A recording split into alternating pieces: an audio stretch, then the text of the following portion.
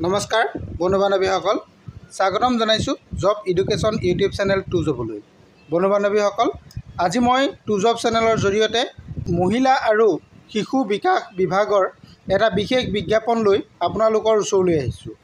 অসম চৰকাৰৰ মহিলা আৰু শিশু বিকাশ বিভাগৰ যিটো বিজ্ঞাপন আহিছে, ইয়াতে DMC আৰু DEO ভেকেঞ্চিৰ কাৰণে বিজ্ঞাপন আহিছে। এই পদকেইটাৰ কাৰণে আপোনালোকে কেনেধৰণে আবেদন কৰিব, আপোনালোকৰ বয়স কিমান প্ৰয়োজন হ'ব, শিক্ষা কিমান লাগিব ইত্যাদি সকলোখিনি কথা আজি মই এই ভিডিঅ'ৰ জৰিয়তে আপোনালোকক জনাবলৈ চেষ্টা কৰিম। গতিকে বন্ধু বান্ধৱীসকল, ভিডিঅ'টো স্কিপ নকৰাকৈ শেষলৈকে চাব, তেতিয়া সকলোখিনি কথা আপোনালোকে জানিব পাৰিব। আহকচোন আমি ভিডিঅ'টো আৰম্ভ কৰাৰ আগতে আপোনালোকে যদি মোৰ চেনেলত নতুনকৈ আহিছে তেন্তে চেনেলটো ছাবস্ক্ৰাইব কৰি কাষতে থকা অল নটিফিকেশ্যনটো অন কৰি দিব। আহক ভিডিঅ'টো আমি আৰম্ভ কৰোঁ।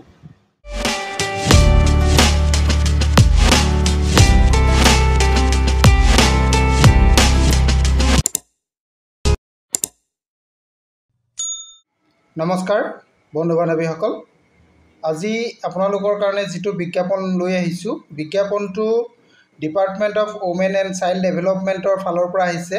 এই বিজ্ঞাপনটো এই বিজ্ঞাপনটো 8 জুলাই 2025 তাৰিখে প্ৰকাশ কৰিছে। এইটো আপোনালোকে দেখিছে 8 জুলাই 2025।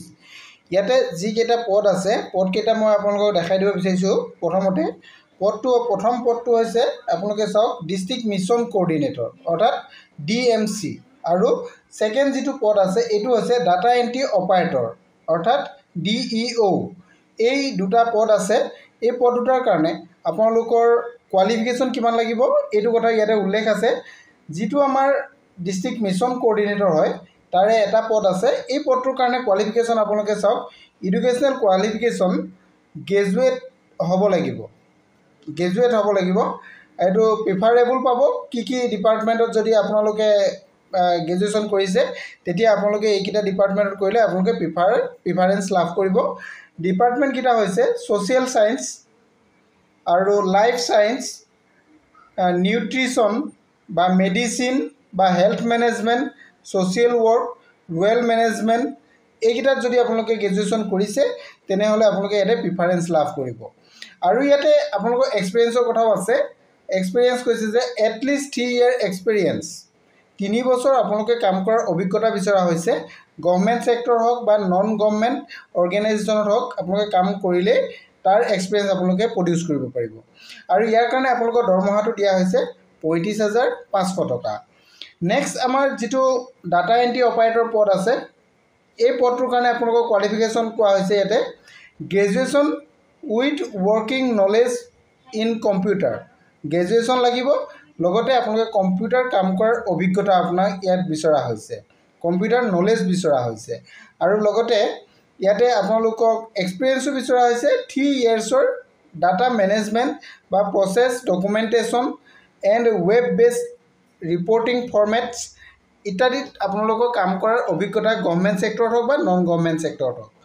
যদি IT আছে তেতিয়াহ'লেও আপোনালোকে কৰিব পাৰিব। ইয়াৰ কাৰণে এই পদটোৰ কাৰণে আপোনালোকৰ দৰমহা দিয়া হৈছে 10,400 টকা। আপোনালোকে পদকেইটাৰ বিষয়ে অলৰেডি গম পালে। এতিয়া আমি আহোঁ এই পদকেইটাৰ কাৰণে আপোনালোকে কেনেধৰণে আবেদন কৰিব। আবেদনটো আপোনালোকে অফলাইন কৰিব লাগিব। অফলাইন কৰিবৰ কাৰণে যিখন ফৰ্ম আছে, ফৰ্মটো আপোনালোকে এইটো অফিচিয়েল ৱেবছাইট ইয়াতে দিয়া হৈছে। এই ৱেবছাইটত যদি যায় আপোনালোকে তাৰ পৰা এখন এপ্লিকেশ্যন ফৰ্ম পাব। সেই এপ্লিকেশ্যন ফৰ্মখন আপোনালোকে ফিল আপ কৰি দিব লাগিব। ক'ত দিব লাগিব, এড্ৰেছটো ইয়াতে দিয়া হৈছে, office of the district social welfare officer, Darrang, Mangaldoi. যিহেতু আমাৰ পদটো মঙলদৈৰ পৰা আহিছে, গতিকে আপোনালোকে পদটোৰ কাৰণে এই অফিচতে মঙলদৈ অফিচত আপোনালোকে জমা দিব লাগিব। মঙলদৈ যিটো ডিষ্ট্ৰিক্ট ছ'চিয়েল ৱেলফেয়াৰ অফিচ আছে তাতে জমা দিব লাগিব। আৰু ইয়াতে জমা দিব লাগিব আপোনালোকক কোন তাৰিখৰ পৰা কোন তাৰিখে জানেনে?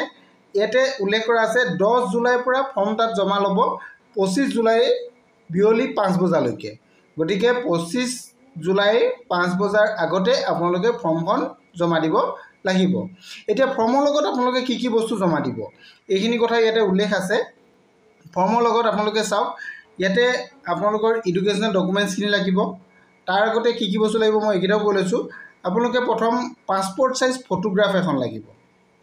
2 কপি পাছপোৰ্ট সাইজ ফটোগ্ৰাফ লাগিব SSLC এডমিট কাৰ্ড লাগিব এটো এজ প্ৰুফৰ কাৰণে আৰু আপোনালোকৰ সাৰ্টিফিকেট অফ SSLC এক্সামিনেশ্যন হেতু লাগিব SS মাৰ্কশিট আৰু SS certificate last qualification certificate with marksheet এইকেইটা বস্তু আপোনালোকে দিব লাগিব আৰু লগতে কোৱা হৈছে যে আপোনালোকৰ ওয়াৰ্ক এক্সপেৰিয়েন্স যেটো সাৰ্টিফিকেট হেতু আপোনালোকে দিব লাগিব আৰু দিব লাগিব ভোটাৰ কাৰ্ড বা আধাৰ কাৰ্ড যদি কাষ্ট সাৰ্টিফিকেট আছে কাষ্ট সাৰ্টিফিকেট যদি PWD সাৰ্টিফিকেট আছে তেতিয়া হলে PWD সাৰ্টিফিকেট এইখিনি সকলোখিনি ডকুমেন্টস আপোনালোকে লগত গাঠি দিব লাগিব সেলফ এটেস্টেড কৰি নিশ্চয় আপোনালোকে এইখিনি কথা বুজি পালে ইয়াৰ পিছত আমি আহো বয়সৰ কথালৈ বয়সটো আপোনালোকৰ ইয়াত আবেদন কৰিবলৈ হলে 21 বছৰৰ পৰা 40 বছৰ ভিতৰত হ'ব লাগিব আৰু যদি কোনোবা ক্যান্ডিডেট শিডিউল কাষ্ট বা schedule tribe hills schedule tribe প্লেনৰ যদি আছে তেওঁলোকে 5 বছৰ আপাৰ এজৰ ৰিলেক্সেশন পাব অৰ্থাৎ তেওঁলোকে 45 ইয়াৰ্ছলৈকে আবেদন কৰিব পাৰিব আৰু যি কোনোবা যদি OBC আৰু MOBC ক্যান্ডিডেট আছে তেওঁলোকে 3 বছৰ পাব এটো ইয়াতে উল্লেখ আছে OBC বা MOBC ক্যান্ডিডেট হলে তেওঁলোকে 43 ইয়াৰ্ছলৈকে আবেদন কৰিব পাৰিব আৰু যদি কোনোবা PWBD ক্যান্ডিডেট আছে তেতিয়া হলে তেওঁলোকে 10 বছৰ পাব অৰ্থাৎ তেওঁলোকে 50 বছৰ বয়সলৈকে আবেদন কৰিব পাৰিব ইয়াতে আপোনালোকৰ সিলেকশন প্ৰসেসটো কেনে ধৰণে হ'ব সিলেকশন প্ৰসেসটো আপোনালোকৰ ইয়াতে ৰিটেন টেষ্ট হ'ব এটো ইয়াতে উল্লেখ কৰা আছে ৰিটেন টেষ্টৰ কাৰণে আপোনালোকক কল কৰিব আপোনালোকে ফৰম্যাটত যিখন এপ্লিকেশন ফৰম্যাট পাব তাতে আপোনালোকে ইমেইল আইডি দিয়া আছে সেই ইমেইল আইডিত আপোনালোকক কন্টাক্ট কৰা হ'ব ইমেইল আইডিৰ জৰিয়তে আপোনালোকক ৰিটেন টেষ্টৰ কাৰণে কল কৰা হ'ব এইখিনি কথা ইয়াতে উল্লেখ কৰা আছে গতিকে ইয়াৰ সবিশেষ যদি আৰু বিশেষ জানিব বিচাৰে তেনে হলে আপোনালোকে এইটো যেটো অফিচিয়েল ওয়েবসাইট আপোনালোকে নিশ্চয় দেখিছে এই ওয়েবসাইটত গলে সবিশেষ জানিব পাৰিব নহলে আপোনালোকে মোৰ ভিডিও শেষত কমেন্ট কৰিব মইও আপোনালোকক সহায় কৰিবলৈ চেষ্টা কৰিম আৰু এপ্লিকেশন ফৰ্মটো যদি আপোনালোকক লাগে তেনে হলে মোলৈ কমেন্ট কৰিব মই আপোনালোকক এপ্লিকেশন ফৰ্মটো দিয়াৰ কাৰণে চেষ্টা কৰিম আজিলৈ মানে যদি ভিডিওটো আপোনালোকৰ ভাল লাগিছে তেনে হলে লাইক এটা কৰি দিব আৰু পাৰিলে শেয়াৰ কৰিও দিব আজিলৈ মানে থ্যাংক ইউ